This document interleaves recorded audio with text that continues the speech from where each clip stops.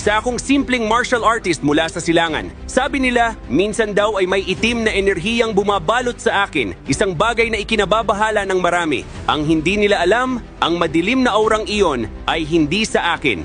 Ito ay dahil sa masamang Diyos na sili na sa pilitang nananahan sa loob ng aking katawan. Dahil sa kanya, iniwan ko ang aking tahanan sa Cadia Riverlands.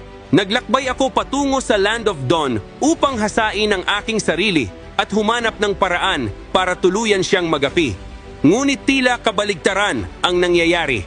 Si Lee ay nabubuhay sa gulo at kaguluhan at habang lalo akong nakikipaglaban, lalo lamang siyang lumalakas. Sinimulan niyang ibahagi sa akin ang kanyang kapangyarihan at habang ginagamit ko ito para sa tama at sa pagtulong sa iba, nararamdaman ko ang unti-unting pagkalunod ko sa kabaliwan. Ito mismo ang gusto niyang mangyari, ang sarili kong pagkawasak. Ngunit kahit alam ko ang panganib, patuloy kong ginagamit ang kapangyarihang ito. Dahil para sa akin, kung tatalikuran ko ang aking mga prinsipyo at pababayaan ang mga nagdurusa, wala na akong pinagkaiba sa kanya. Hindi ako kailanman uurong sa hamon, Diyos man o hindi ang kalaban.